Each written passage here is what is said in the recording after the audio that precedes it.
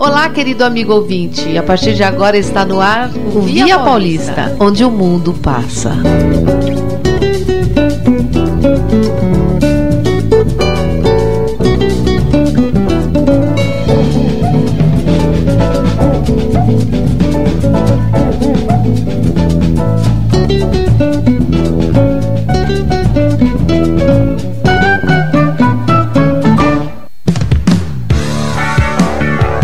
Olá, boa tarde, 16 horas e 5 minutos.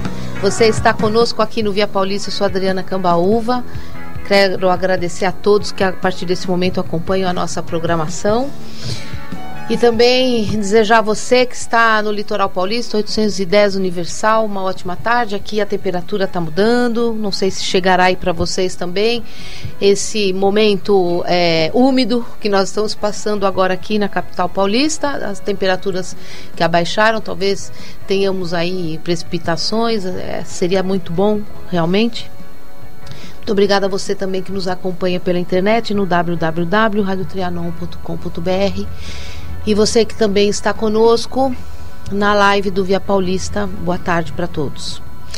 Eu vou pedir licença para os meus convidados que já estão aqui comigo, o Clóvis e o Vander, que eu quero me despedir. Infelizmente não estou nesse momento com a família, com a minha filha, meu genro, se despedindo da Maria Aparecida Caldana-Peroni, que é a sogra da minha filha, que acaba de falecer.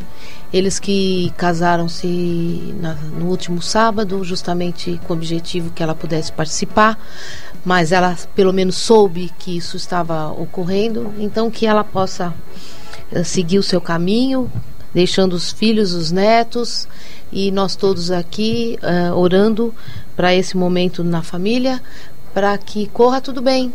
E que a vida que segue, e ela que segue honrando a passagem dela por aqui com seus filhos e a família. Então, voltando para tudo isso que é o nosso cotidiano, que agora vão seguir aí todas as manifestações para a família, então que a Cida permaneça em paz. Eu estou aqui, o Clóvis já esteve aqui na nossa programação na Trianon e eu fiquei encantada com o tema. Eu fiquei muito encantada, não, porque se você escreveu esse livro é porque o negócio desgringolou completamente. Mas o fato de existir uma pessoa que possa tirar muitas dúvidas que eu tenho em relação a todos esses processos, principalmente jurídicos e alguns outros tantos que são prerrogativas da Assembleia e do Congresso, que eu não entendo muito bem o trâmite. Então, o Clóvis, que está com um livro que já foi lançado pela editora Novo Século, Excelências Bandidas, o Império da Corrupção do Brasil. Boa tarde, meu querido, seja bem-vindo. Boa tarde, Adriana, agradeço aqui o seu convite, boa tarde a seus ouvintes. Estou à sua disposição para falar sobre qualquer tema, pode perguntar à vontade, abertamente. Então, sobre a proteção de Deus, podemos começar.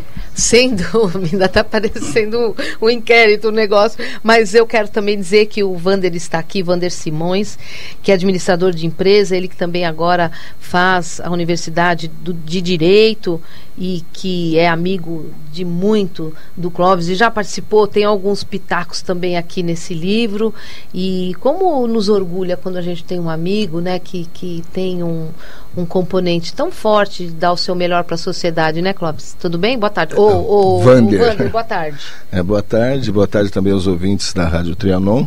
A minha história com esse livro foi meio parecida com esse episódio que ocorreu contigo. Eu conheci a primeira edição do livro, me encantei e acabei, por força de ser o maior entusiasta da divulgação dessa obra, eu dei este título, acabei me envolvendo também com alguma colaboração mínima, humilde, na produção da segunda edição. Uhum.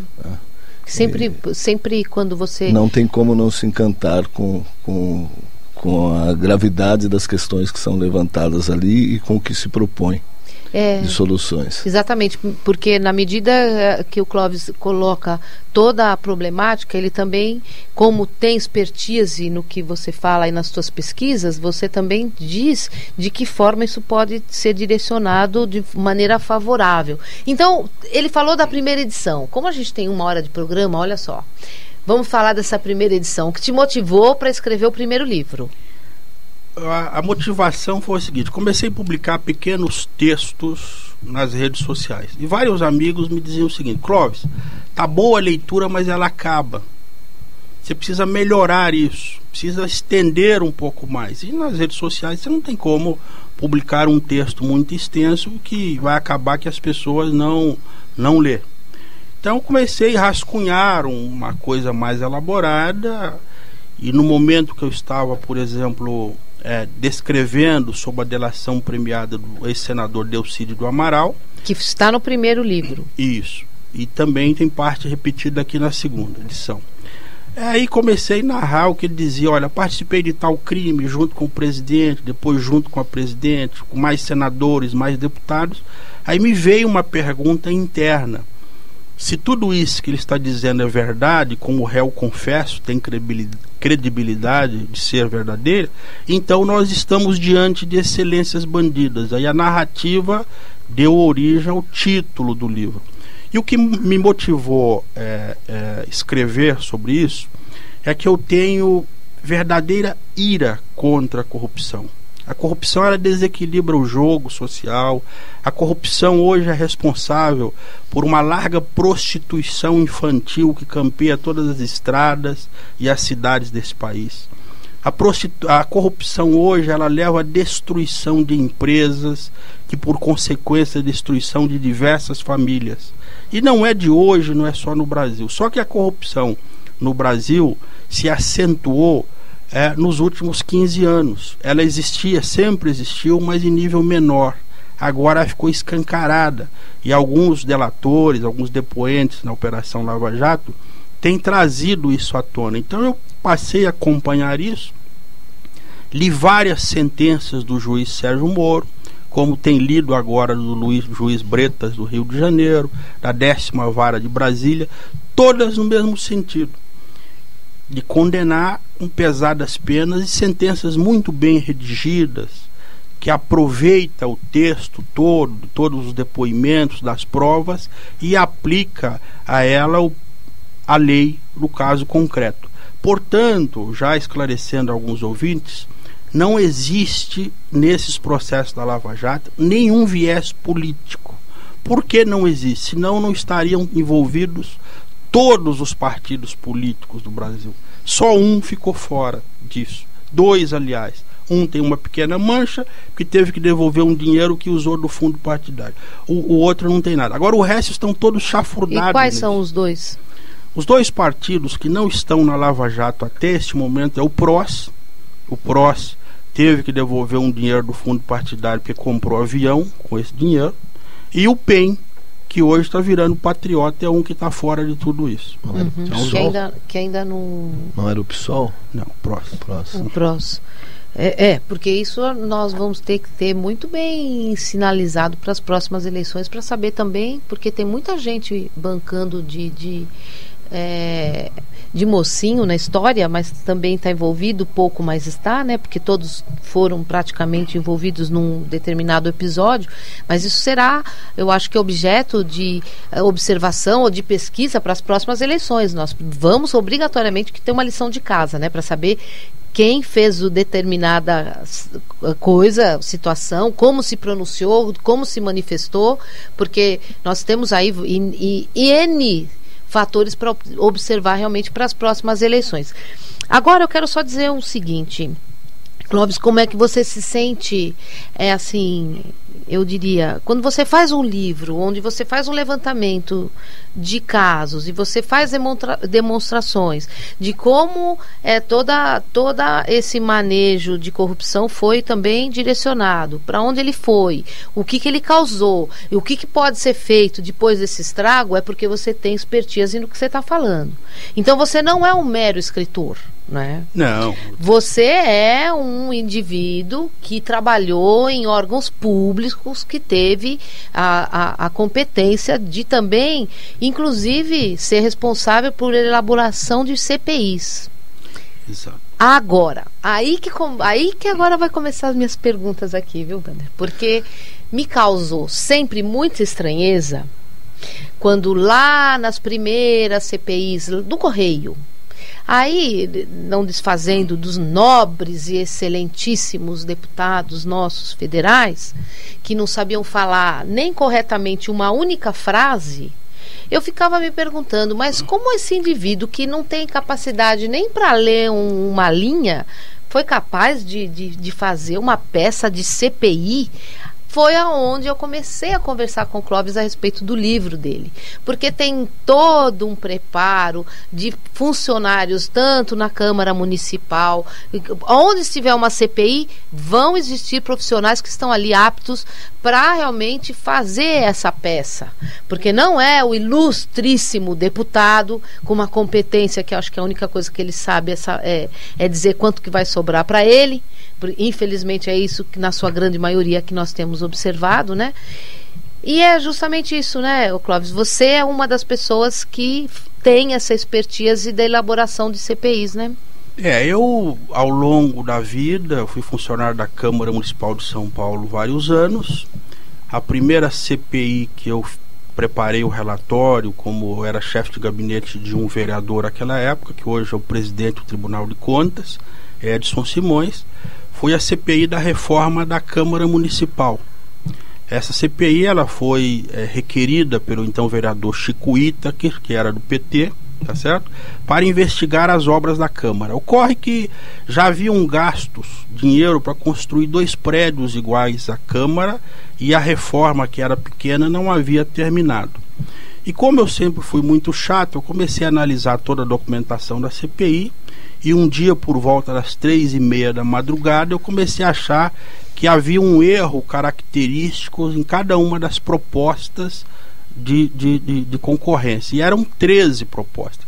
Qual o erro que eu achei? Um defeito em uma perninha de um C cedilha, porque naquele tempo não existia computador, era máquina de escrever. Então eu acordei os vereadores naquela madrugada e disse a eles: olha, tem um problema aqui. Eu vou em casa fazer um cochilo, mas às 7 eu gostaria de conversar com os senhores, que há um problema. Fui para casa, não consegui dormir, tomei um banho, um café e voltei para conferir, para ver se eu não estava doido. E de fato existia um problema. Encomendamos um laudo ao Instituto Delpicchia e veio a comprovação que as 13 propostas haviam sido escritas na mesma máquina. E a lei de concorrência pública diz que os concorrentes não podem nem se comunicar entre si.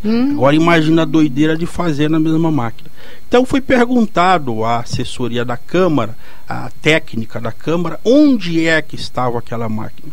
E aquela máquina estava lotada no gabinete da presidência da Câmara naquela época, que era o vereador Eduardo Matarazzo Suplicy, que tinha acabado de ser eleito senador, e isso explodiu desta forma. Essa CPI deu um grande barulho e foi encerrada de forma abrupta, mas eu fiz questão de deixar constando naquele relatório, que está na Câmara à disposição de quem quiser ver, estas questões, que todas as 13 propostas foram feitas numa máquina tipo Paica, modelo tal, lotada na presidência da Câmara.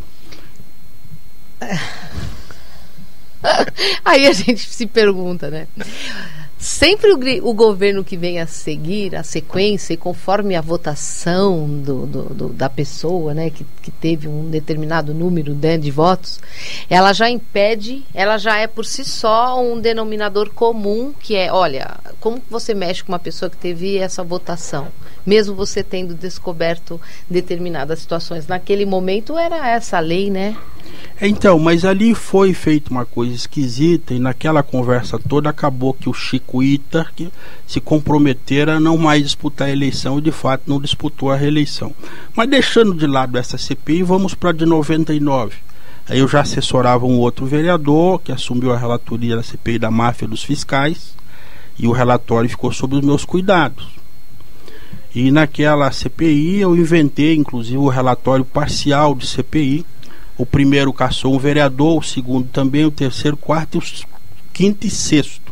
Então se caçou 6 vereadores ali, sendo o último um deputado recém-eleito que já tinha tomado posse na Assembleia, mas um pequeno extrato do relatório alcançou ele lá e foi caçado também naquela ocasião.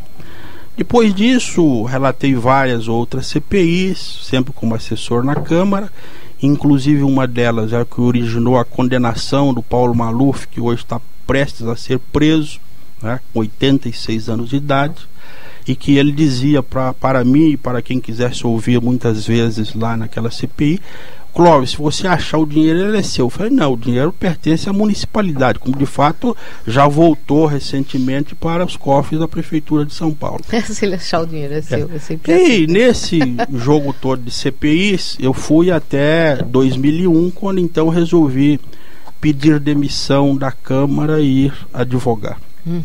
Por entender que era um trabalho de enxugar gelo. Infelizmente hoje a publicação do livro Excelências Bandidas, que está na sua 2ª edição, não me causa nenhum prazer. Muito ao contrário, é muito doloroso para um homem que nem eu, que lutei. Eu estive presente na campanha das diretas já em 84. Uma daquelas cabecinhas, daquelas fotos é a minha. Ali eu conheci mais de perto Ulisses Guimarães, um grande homem com quem tive o prazer de conviver muito próximo durante muito tempo. Conheci o Tancredo Neves e vários meninos que hoje estão na política. Dentre eles o Aécio Neves, que acompanhava o avô. Que não pode sair de casa agora, graças a Deus. E aí eu explico por que eu votei no Aécio Neves para presidente. Por que eu votei no Aécio Neves para presidente na última eleição, imaginando ter ele o mesmo comportamento que tinha o Tancredo de Almeida Neves, que foi um grande homem, sobre o qual não há nenhum reparo a fazer em toda a sua vida pública. E qual foi a nossa surpresa? Que bom, agora, né? Certo? Mas eu me comporto como o nosso parente mais próximo. O nosso parente mais próximo em nível de DNA é o rato. O rato de laboratório, quando ele toma uma pancada numa casinha, ele não volta nela, ele procura outro. Então eu só voto em bandido uma vez sem saber. Ah, eu também. Depois eu não voto mais. É aquela coisa, minha filha sempre diz assim: eu não tenho nenhum bandido de estimação. Isso eu não tenho. É o meu jargão. Estimação por bandido não é a minha... eu acho que assim, nós temos agora a lei que demonstra, né? Porque quando você tem um colegiado com tantos ministros que chegam lá e dão uma sentença, você ainda chegar e dizer que esses ministros não têm competência de uma sentença que eles mesmos... É uma coisa absurda. Nenhum país do mundo, eu acho que os poderes são tão julgados por outros, né? Geralmente os condenados, como se não tivesse qualidade, como se tivesse valor, como se eles não tivessem sentido. É só aqui mesmo que acho que nem na Venezuela, que passa por um momento muito difícil, mas quando eles têm algum pronunciamento, eles assustam, né? Porque eles sabem que quando chega na lei superior não tem mais o que falar, né? Então hoje, com muita tristeza, eu anoto aí na primeira orelha da capa do livro que nós temos várias coisas inéditas no Brasil. Uma delas é ter um presidente da República denunciado por crime comum em exercício do mandato. A segunda é ter um primeiro ex-presidente condenado já em primeira instância por crime comum. E afirmo que nós teremos nos próximos dias e meses a prisão de ex-presidentes. Porque, infelizmente, falo isso com tristeza de novo, e como brasileiro, eu gostaria de ver a situação de outra forma, uma situação bonita, um país pujante, em que todo o seu povo pudesse viver com alegria, aquela alegria que o brasileiro traz dentro de si, que é inerente ao povo brasileiro e que você não encontra em nenhum outro povo do mundo, salvo o melhor juízo. Mas estamos hoje todos tristes, cabisbaixos, por conta do assalto aos cofres públicos feitos pela classe política, né? Que eleitos para administrar o dinheiro do povo se apropriaram dele como se dono fosse e gastaram rios de dinheiro mundo afora como porcos que são, que não têm educação nem para gastar dinheiro. É verdade. E dinheiro roubado, que é mais feio ainda. É verdade. Eu até brinco aí uma passagem do livro, quando analisa questão do governador Sérgio Cabral, ex-governador, eu chego a dizer que, na minha santa inocência, talvez ele seja aquele Cabral que ainda descobriu o Brasil, remoçado por algum processo, porque é impossível fazer tanta sacanagem com o povo brasileiro e com os cofres do Estado. Mas o Cabral que aqui descobriu o Brasil não tem nada a ver com o Cabral desse aí, posso te garantir, não tem absolutamente nada. Ele foi um homem que, quando viu a simplicidade dos índios e tudo mais, ele acho que foi uma das primeiras pessoas que soube exatamente dar responsabilidade para os seus comandados, para que respeitasse os direitos já das pessoas que ele acabava de conhecer. Eu acho é por isso que eu falo que foi uma brincadeira que eu fiz em termos de tempo, né? Porque não poderia. Não. Eu sei da lisura do Cabral, de todo o esforço que ele fez para conduzir as coisas aqui da melhor maneira possível, embora naquela época fossem tempos muito difíceis, né? Até a comunicação só imaginar com a coroa já era algo belas, complicado. aquela coisa toda. É por conta, assim, da quantidade de perversidade que o Sérgio Cabral fez, que eu coloco que talvez ele tenha nascido naquela época lá junto com sim, na época de pessoas, de indivíduos que não tinham a menor eles não imaginavam que aqui se faz, aqui se paga, né? Essas coisas que, de repente, essas noções do universo, né? Que o universo conspira a nosso favor, na medida que você também faz o seu e dá o seu melhor. Mas, Clóvis, quando você começa a parte técnica mesmo do seu livro, que você vai fazendo um levantamento desses casos, porque todos nós aguardávamos a Odebrecht se manifestar, né, nessa questão agora, mais precisamente nos dias de hoje da nossa política. Todos nós aguardávamos, né, o posicionamento do Emílio e do Marcelo. Então já existe toda uma peça deles, né, já tem os documentos entregues, inclusive. E o Brasil, por mais que as coisas comecem a demonstrar que cada momento, em cada ação, a gente se sinta mais fragilizado, mas nós nos mantemos de pé. Porque essa força também do povo brasileiro, nós estamos encarando. Como é que você vê também o que nós estamos encarando de frente, justamente lidar com essa classe política tão baixa, não tem outro nome? Eu analiso isso bem aprofundadamente desse livro e digo o seguinte: o Brasil sairá dessa situação muito mais fortalecido. O que é que nós temos hoje? As instituições brasileiras estão funcionando. Nós estamos vendo cada vez penas mais pesadas, tá certo? Aplicadas pelos juízes, não só o Sérgio Moro, mas o Bretas do Rio de Janeiro, da 10ª Vara de Brasília, que eu não me recordo o nome do magistrado, tem imposto penas pesadas, tá certo? E isso, se tivesse acontecido lá no Mensalão, talvez nós não tivéssemos o Petrolão.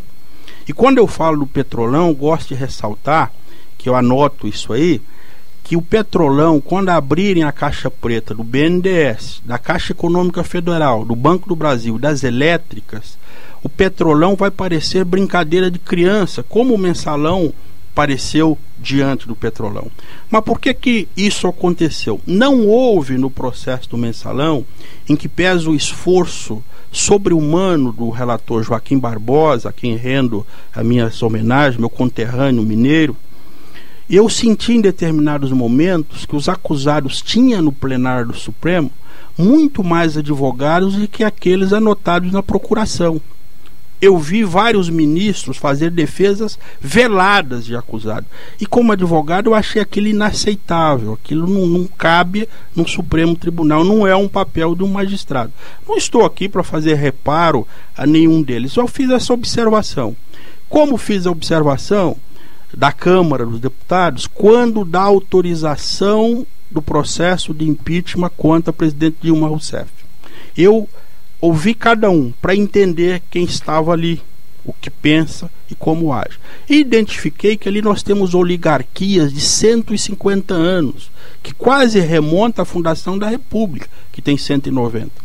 Ali tem cara que o bisavô foi deputado anos, o avô foi deputado, depois o pai e agora está lá por olho dele. É verdade. Tá certo? Agora, a pergunta que se faz. Eu não vi nenhum deputado no processo de autorização do impeachment falar do processo. E por que não fala? Porque não sabe, a grande maioria não sabe do que se trata. Não sabe. Não tem noção do que se trata. Eu vi lá dizendo que estava votando pelo cachorro, pelo gato, pela galinha, pelo papagaio. E alguns escreveram no WhatsApp, que a imprensa pegou, olha, eu estou votando pela minha mulher e mandando texto para amante, mas meu coração é seu. Isso é ridículo. Isso é ridículo. Eu acho que o nível do nosso Congresso, como o nível das assembleias, das câmaras municipais, precisam melhorar. Agora a pergunta que você me faz, por que não melhora? Não melhora por conta de que os nossos políticos transformaram a política, que é algo essencial para o povo, em um terreno extremamente pantanoso e perigoso. Mas essa reforma política, já te cortando um pouquinho, Clóvis, ela teve o apelo das ruas e movimentações de grupos em todo o Brasil, mas ela não vai acontecer porque não é prerrogativa de mudança por hora para ninguém. Não favorece a quem está agora e permanecerá, porque ela não vai mudar. São pouquíssimas as coisas, as atitudes aí que serão modificadas nessa reforma política, porque não há interesse, absolutamente. Eu, no começo desse ano, fiquei muito feliz porque eu vi uma carta publicada por 3 grandes juristas brasileiros dizendo que eles estavam sugerindo a criação de uma Assembleia Nacional Constituinte externa ao Congresso. Exato. Exclusiva. Por que eu fiquei feliz? Esse texto é meu. Eu publiquei isso na primeira edição de 2016, com todas aquelas palavras. E eu fiquei feliz por entender que se os grandes juristas estão dizendo o mesmo que eu disse um ano antes, logo eu não estou louco. Eu estou mais ou menos antenado com a realidade brasileira. Agora, por que não vão reformar? Eles nunca vão mexer. Eu falo disso em um capítulo inteiro, que a sociedade brasileira precisa dispor dos seus melhores filhos e mandá-los a Brasília para resolver o nosso problema. Esse Congresso que aí está não vai fazer nenhuma reforma. E por que não vai fazer nenhuma reforma? Nós temos mais de 1/3 do Congresso, infelizmente, citado em todas as maracutaias que estão sendo investigadas. Nominalmente. Lá você tem senador com 8 inquéritos, com 6, com 5, deputado com um monte de coisa nas costas. E que vão fazer reforma para tirar eles mesmos? Não. Só estão preocupados em arrumar fundo partidário para a campanha. E aí está a explicação de por que as melhores pessoas da sociedade fugiram da política. Ninguém tem 10 milhões de reais para gastar numa campanha de deputado federal. Ninguém tem 1,3 bilhão de reais para gastar numa campanha presidente da República, que foi o que custou a campanha da senhora Dilma Rousseff.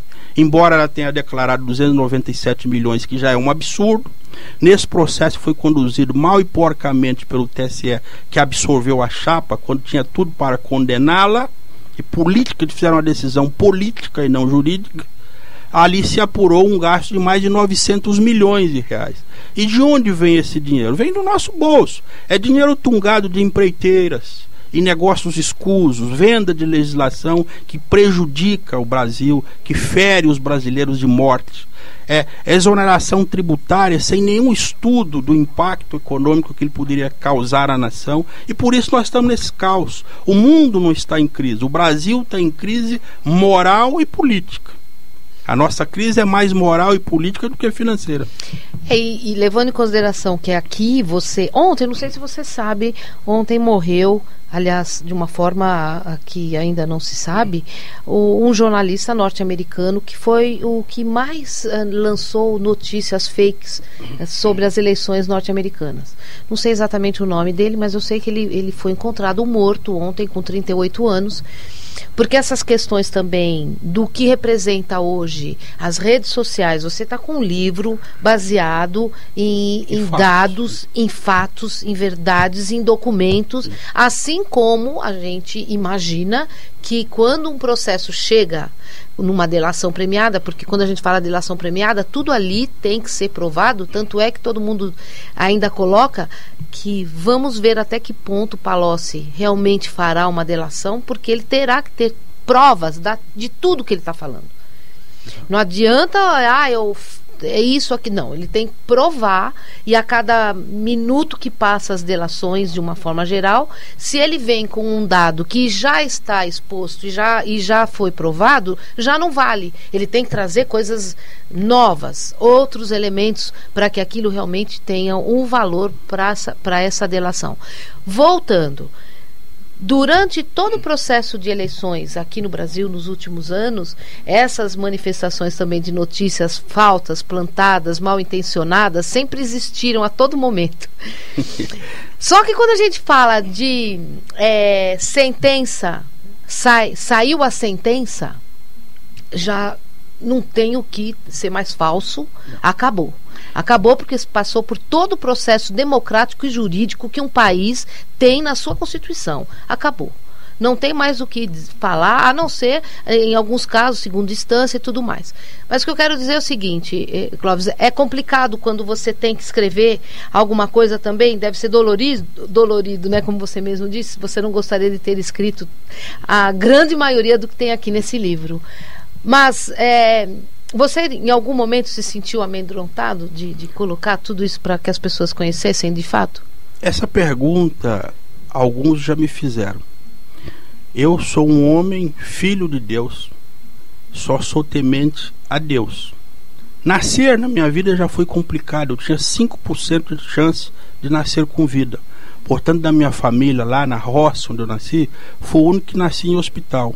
Fui roubado de minha mãe no primeiro dia, ela me recuperou depois, uma família onde não nascia mulheres, queria um menino e me pegou. Eu cresci sozinho, eu não tive pai, conheci meu pai aos 12 anos, em um bar, quando chegou um homem, colocou a mão nas minhas costas, qual é o seu nome? Falou, ele estava, prazer, sou seu pai. Beleza. Fui criado pelo meu avô e pelo meu tio. E o meu avô, José Alves de Souza, me ensinou uma coisa na sua simplicidade, que me foi muito valiosa a vida inteira. O que ele disse? Clóvis, quando você crescer e souber ler, você tem que ler, ver e ouvir as coisas e parar e pensar se aquilo faz sentido. Não acredite no que você viu, no que você leu e no que você ouviu, porque os seus olhos podem te enganar, inclusive. E o exemplo mais claro de olhos que nos enganam, eu vi em um filme ainda do cinema mudo, do Chaplin, onde ele estava parado na porta de sua casa, passou um caminhão com feixe de ferro e um pano vermelho amarrado atrás. Caiu na porta dele. Ele pegou aquele pano e saiu em desembalada carreira atrás do caminhão e acenando, avisando que caiu, podia provocar um acidente. Quando ele passou pela primeira esquina, virou uma passeata de grevistas atrás dele. É verdade. A repressão na próxima esquina, quem que viu? O líder grevista com a bandeira, quebraram ele no pau. Então assim, eu parei para pensar. Então quando eu vejo hoje... É maravilhoso isso, né? Quando eu vejo hoje alguns acusados dizendo que todos os outros estão mentindo, eu parei para raciocinar, e eu faço esse raciocínio aí. Não é possível que você tenha 300 pessoas mentindo e só 3 ou 4 verdadeiros. E eu vi isso na carta. Mas tem provas dessas 300, tem, né? Prova. E são réu confesso, vão pagar pelo que diz. Pagaram já. Estão provando o que diz. Estão devolvendo dinheiro. Isso. Então, essa brincadeira não dá. E eu vi isso ontem na carta do Antônio Palocci, que eu li atentamente e reli hoje umas 4 vezes, e vi que ali realmente ele fala com a alma. É a alma de um homem arrependido que confessa seus crimes e afirma: em nenhum momento eu estive sozinho. Ou seja, ele fez com alguém, por ordem de alguém, e coordenou, mas tanto por ordem de alguém. Então não dá para hoje você ficar acreditando em história de carochinha. O Brasil, eu venho afirmando já há um bom tempo que nós tínhamos 26 milhões de desempregados. 25 milhões de desempregados. Publiquei isso várias vezes e escrevi isso aí. E recentemente o IBGE reconheceu que são 26 milhões. Por quê? O censo mede as pessoas que procuraram emprego naqueles 30 dias. E o desempregado hoje já não tem dinheiro nem para procurar emprego. Então ele está tentando se virar de uma outra forma. Mas não dá para todo mundo se virar. Agora, esse desemprego, esses lares destruídos, eu moro num bairro bom de Santo Amaro, todo arborizado. Cada semana tem famílias novas vivendo embaixo de árvores. E são famílias que você olha para a família inteira e vê que são pessoas que até ontem tinham um lar, tinham um aconchego, e não tem mais, por culpa desses laratos, esses cretinos, bandidos, travestidos de políticos. Então, respondendo a sua pergunta, eu sou um homem temente a Deus, comedor de feijão que nem eu respeito a todos, mas nunca em minha vida toda tive medo de quem quer que seja. Eu não afronto as pessoas, eu não levanto calúnia sobre pessoas. O que eu coloco no meu livro aqui são fatos baseados em estudos e em documentos. Esses documentos você busca aonde, Clóvis? Eu cito a fonte de todos eles nos livros. São as sentenças, são os processos de delação premiada, estão todos lá. Os dados históricos eu dou as fontes. Quando eu falo dos municípios, que é um outro drama terrível que nós temos, vamos falar adiante, eu dou as fontes. Os municípios, você diz na questão de... Eu vou te dizer, há uma coisa no Brasil que eu considero pior que a corrupção, que foi a criação desordenada de milhares de novos municípios após a Constituição de 1988. Nós temos estado, por exemplo, como o Rio Grande do Sul, que hoje está quebrado. Eles não gostam que eu fale isso, gaúcho. Alguns já reclamaram comigo. Por quê? O estado mais que dobrou em criação de municípios. O que fizeram os seus deputados e senadores? Pilantras. São pilantras. Posso falar isso, afirmar para você. Pegaram a cidade de 20, 30 mil habitantes e dividiram em 20 outras cidades pequenas. Para quê? Para criar mais uma porta de corrupção. A primeira delas, abocanhar o fundo de participação dos municípios. Eu abordo isso aí num capítulo longo. O fundo de participação dos municípios é formado pelo imposto de renda arrecadado na base daquele estado e do IPI arrecadado por aquele estado. Aquilo é 24,5% hoje é dividido para esses municípios. Então aquela cidade de 30, 40 mil recebia 12 milhões por ano aproximadamente. Ao se transformar em 20, passou a receber a cota mínima, que varia entre 5 milhões e 800 e 7 milhões e 200, dependendo do estado. Então, se eu tinha uma de 12, passei a receber 20 de 7,200, aumentou. Não é isso? E mentiram para o povo, para literalmente cavalgar o povo, dizendo que eles iam ter melhores condições de vida. Aonde? Se toda a estrutura de saúde, educação, assistência que tinha no município de 40 mil foi destruída. Então ela não existe mais nem aqui, nem nos 20. Nem nos 20. Então o que nós vemos hoje na televisão? São esses municípios pequenos transportando doentes para a antiga sede, mas lá não tem mais nenhuma estrutura. E mais, eles contratam em média 30% da população. Nós temos uma penca de municípios na casa entre 800 habitantes e 1.300, 1.800, 2.000. E todos eles com a prefeitura, com o secretariado, com todo aquele gasto que você conhece, uma Câmara de Vereadores com no mínimo 9 vereadores, tá certo? E cada um indica 10 assessores, fora os funcionários de carreira. E nós estamos pagando essa lambança toda. Tudo isso saindo, porque dá o número total dos vereadores.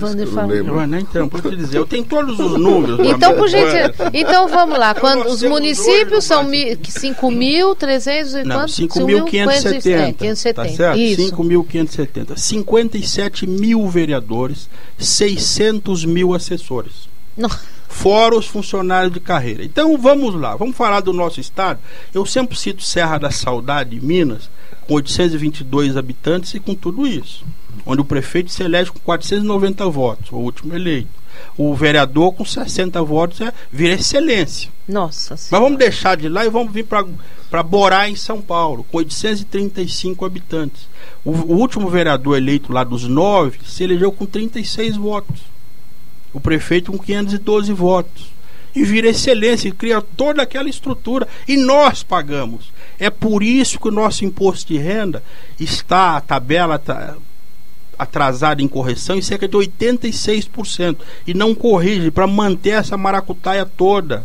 O dinheiro do Fundo de Participação dos Municípios até 88 era composto de 10% do imposto de renda e 10% do IPI. O que fizeram de 91 a 2000? Criaram novos 1.016 municípios no Brasil. Uma média de 8,6 cidades por mês. Não há orçamento no mundo que aguenta uma lambança dessa. É por isso que o Brasil está quebrado. Hoje, quando nós falamos da quebra da Previdência Federal, que é legítima, está quebrada mesmo, embora alguns ficam falando bobagem, eu fui ler para entender isso. Está quebrada, a Previdência dos estados está quebrada, a Previdência dos municípios está em estado de calamidade pública. E tem um outro problema aí, que eu gostaria de chamar a atenção dos seus ouvintes. Qual é o problema? Você tem noção de quantos funcionários públicos existem no Brasil? São 15 milhões nos 3 níveis de governo.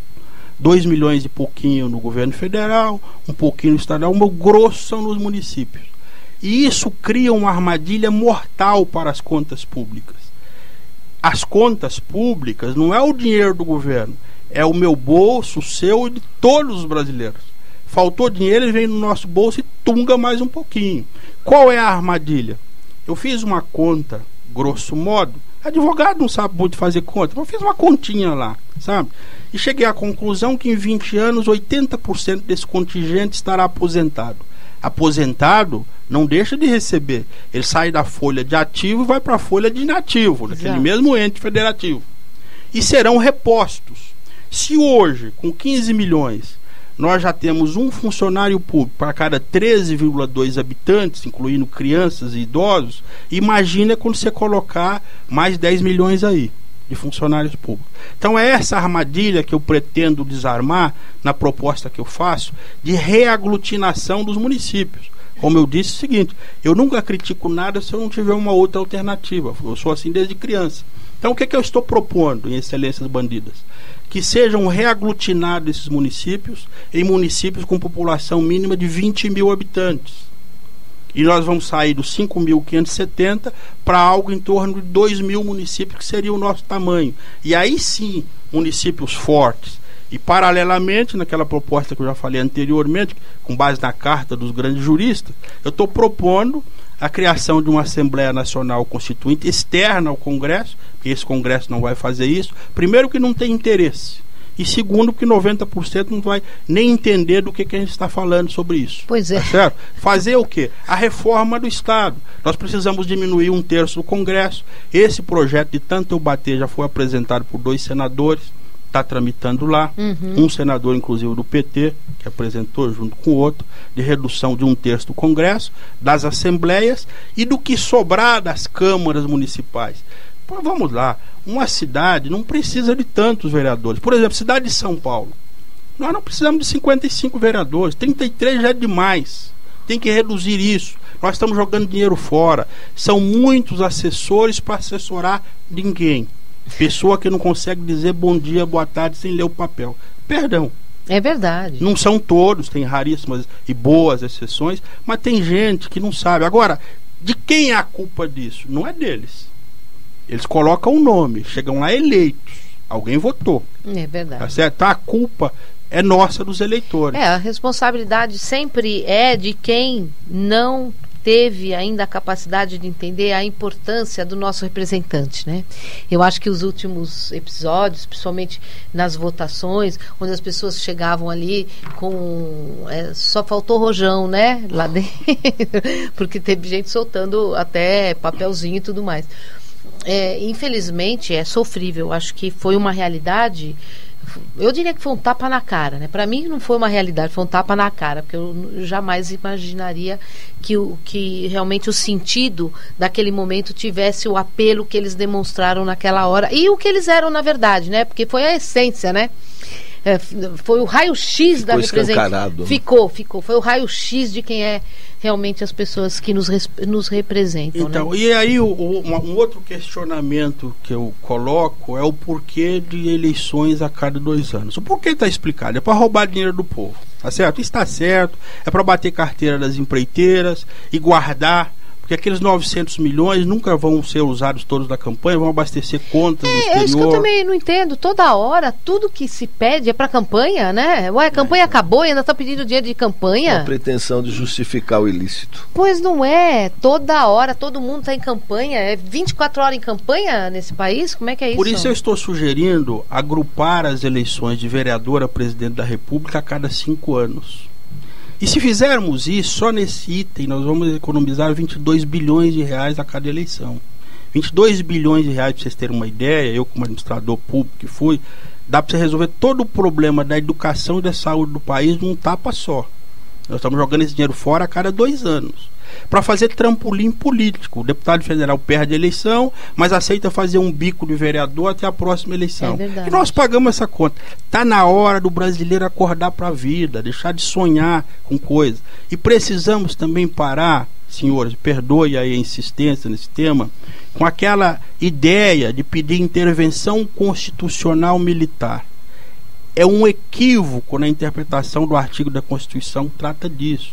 O chefe maior das Forças Armadas no Brasil é o presidente da República. Já é ele, né? É ele, pela Constituição. E que poderá ser requisitado pelos outros poderes. A palavra requisição quer dizer que alguém tem que autorizar. Requisita a quem? É o presidente da República. Então, se houver uma intervenção militar, que eu não vejo momento para isso, até porque os militares são os maiores patriotas que nós temos no Brasil, estão aí defendendo o Brasil de fronteiras abertas, que é outro absurdo, que qualquer dia eu vou escrever sobre isso. Nós temos milhares de quilômetros de fronteira sem nenhuma pessoa, nenhuma viva alma tomando conta daquilo. Por que entraram os fuzis que estão no Rio de Janeiro, em São Paulo, em outras cidades? É fronteiras abertas. Então, assim, essa história de pedir para o militar resolver o problema que é civil... Mas tinha um candidato, uma candidata que disse que todo o manejo ia ser feito com drones, né? Ia ter todo um aparelhamento tecnológico. Naquele mundo maravilhoso do programa de campanha, um mês depois nos apresentaram o inferno. Então, o que eu estou dizendo?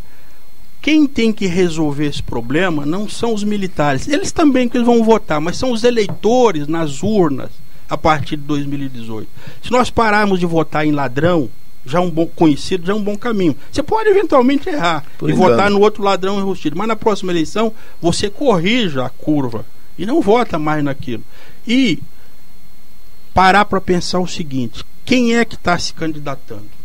Primeiro, tem idoneidade moral? Qual é a vida pregressa desse sujeito? Com quem ele anda? Não vamos esquecer da Bíblia. Me diga com quem tu andas, que eu lhe direi quem tu és. Então, se o cara só anda com bandido, boa coisa, salvo melhor juízo, não é. Porque tem um ditado que diz o seguinte: você é a média das 5 pessoas com quem você mais convive. Então, quem está numa corja, quem está numa corja só de vagabundo, ele é a média deles. Então fuja disso. Começou a gastar muito dinheiro, fuja do candidato, porque aquele dinheiro já tungou de uma empreiteira que está pagando a campanha, e depois aquela empreiteira vai tomar 5 vezes mais para repor aquele e guardar o outro para comprar outro político na próxima eleição. Tá aí a JBS. Vê a quantidade de político que ela disse que comprou. É verdade. O que nós temos nesse livro que ainda muitas pessoas não têm, não recebeu essa informação? Muita coisa, muito. Aí eu falo de todos os temas abertamente, numa linguagem não jurídica, uma linguagem quase que coloquial, porque eu quero que 70% do povo brasileiro entenda o que está escrito aí. Não tenho a pretensão que todos eles vá ler o livro, mas eu gostaria que esse livro fosse distribuído em escolas de 2º grau, que esse livro fosse a todas as faculdades. Não por vaidade pessoal minha. É mesmo porque você não escolhe aqui, você fala de todos os partidos, você fala de todos os que estão envolvidos, não tem assim uma objetividade de um partido especificamente, ele está aberto para o que está acontecendo, né? É o que eu costumo dizer na rede social: eu nunca tive corrupto de estimação. A minha filha fala. Lugar de bandido há 5 anos ela fala isso. Na cadeia. Ladrão de dinheiro público tinha que ser fuzilado. Mas infelizmente a nossa Constituição não prevê pena de morte, porque o ladrão de dinheiro público, ele é assassino. Nós vimos recentemente a fila da morte na UTI no Hospital do Rio Grande do Norte. O médico aos prantos chorando, dizendo: olha, essa fila aqui é para UTI, só tem a vaga que está lá, se não morrer até chegar lá tem uma chance. Isso é um absurdo. Enquanto você vê nego dizendo que está devolvendo 300 milhões, mas tem mais, está devolvendo 400 milhões, mas tem mais. O que é isso? A fila da UTI neonatal no Mato Grosso do Sul, crianças colocadas em 2 cadeiras assim, deitadinha no meio, precisando de um respirador e não tem. Imagine, aqueles filhos são os nossos filhos, aquelas mães são as nossas mulheres, nossas filhas. É verdade. Então a sociedade, o tecido social brasileiro é um só. Se há uma ferida, uma necrose numa parte, e se você não cuida dela, aquilo atingirá o todo. Não adianta fechar os olhos. Entendeu por que a minha luta? Entendo. Eu sou um menino miserável. Eu tinha quase tudo, tem um pequeno relato da minha vida aí. Meu tio faleceu, fomos roubados, eu tinha tenra idade. Passei a trabalhar com 8 anos de idade, não me queixo. Eu me formei na faculdade da vida. As outras faculdades que eu fiz aqui ajudou, mas a faculdade da vida é que ensina o cidadão. Portanto, alguns que falam, pô, mas você é doutor em quê? Senhores, tem muita gente analfabeta que é mais inteligente que todos nós juntos. Então vamos respeitar as pessoas. Eu sou um advogado, tenho amigo que mora na favela, eu tenho amigo lá em cima no poder em diversos níveis, mas eu respeito a todos. Todos nós somos seres humanos, e na hora que fecha a tampa do caixão, não há diferença. Portanto, os senhores estão roubando dinheiro do povo. Aprenda, não se leva dinheiro no caixão. Muito ao contrário, os senhores estão matando famílias de fome. Tem muita gente passando fome no Brasil todo. Não leva no caixão, mas fica para quinta geração, né? Tem dinheiro fora do Brasil que vai prestar aí para 3 gerações, certamente, né? Certamente, mas para desgraça deles, eu posso te dizer que nós vamos tomar todo esse dinheiro de volta para o Brasil. Eu espero. O que vai ficar fora é o que já gastaram. Né? Mas o que tiver, isso por quê? A partir agora de 2018, não haverá mais sigilo bancário entre 200 países do mundo. Então, os dados bancários serão compartilhados livremente entre as nações. Então, não há como esconder o dinheiro. Muita gente estava aí se esperneando para não fazer a repatriação, mas não tem jeito. Ele vai aparecer. É melhor ele pagar agora os 30%, que foi um machado, do que ter todo o dinheiro confiscado lá na frente e ir para a cadeia. Então não vai sobrar. O mundo hoje é pequeno. E aí explica, por exemplo, o capítulo que eu pedi a colaboração do meu amigo Wander Simões, amigo de 30 e tantos anos, que é um expert em redes sociais, internet, essa coisa toda, escrever sobre a internet. E ele conclui dizendo o seguinte: isso é uma limonada, se vai ser doce ou azeda, nós é que vamos fazer. É verdade. Certo? Mostra a velocidade da comunicação no mundo. Agora, precisamos ter cuidado na utilização disso. Não caluniar pessoas, procurar checar a fonte da informação antes de sair compartilhando. Isso é fake importante. News aí. Tá certo? Nós temos hoje vários vagabundos pagos na internet para atacar cidadão. Na minha página eu tive vários ataques, destruí todos eles. Com a seguinte frase: companheiro, se você recebe para fazer isso, você é um porco. Por quê? Eu identifiquei. Eu tenho vídeos com mais de 500 mil visualizações na minha página. Acima de 200 eu tenho um punhado, 200 mil. E vem lá os caras, não, porque... Aí eu vejo o mesmo comentário 20 vezes na página, copiar, colar. É alguém que está recebendo para fazer isso. E cometem erros grosseiros propositadamente para se mostrar uma pessoa simples, quando na verdade não são. Um exército digital. É isso. Por gentileza, onde a gente encontra Excelências Bandidas, o Império da Corrupção no Brasil? Excelências Bandidas está em toda a rede Saraiva. Você pode adquirir na Saraiva, na Cultura, no site da Saraiva ou no Amazon, que te entregam também 24 horas em qualquer lugar. Também na página do Facebook do livro Excelências Bandidas tem um link onde ele pode ser direcionado ao Compre Aqui. E também, aproveitando para fazer um marchando da página do livro, semanalmente o Dr. Clóvis publica vídeos falando sobre temas abordados aí no livro. Porque sempre tem notícia nova, né? Notícia fresca. E todos esses livros, todos esses vídeos, melhor dizendo, também estão no meu canal no YouTube, Clóvis Alves de Souza no YouTube. Estão lá na sequência. São vídeos pesados, verdadeiros, falando de cara limpa, como nós estamos falando aqui. Quantos seguidores, Clóvis? Hoje eu tenho cerca de 23.680 amigos seguindo a página Excelências Bandidas. Muito obrigada. Foi um imenso prazer recebê-lo. Assim que você tiver novidades e coisas para acrescentar a respeito das suas pesquisas, porque aqui não tem nada que você inventou da sua cabeça. Não. São dados que você tirou justamente de órgãos públicos, então você só está aqui reproduzindo o que já está escrito em algum processo, em alguma situação. Parabéns para você, sucesso e muita saúde. Muito obrigado, eu agradeço a você, eu agradeço a oportunidade dessa emissora tão conceituada humildemente eu me permitir estar aqui falando. Obrigada. O Wander, muito obrigada a você. Vamos tratar de você voltar para uma outra entrevista falando das redes sociais. Opa, terei um grande prazer. Ok. Muito obrigada a você, querido ouvinte, que esteve conosco no Via Paulista. Amanhã o nosso programa está gravado. Não tenho amanhã condições de estar por aqui. Ainda bem que o programa estava gravado. Segunda-feira estaremos de volta. Muito obrigada sempre a todos vocês pela audiência. Vocês ficam agora com o Contraponto. Tchau, gente. Obrigado, Neildo. Beijo.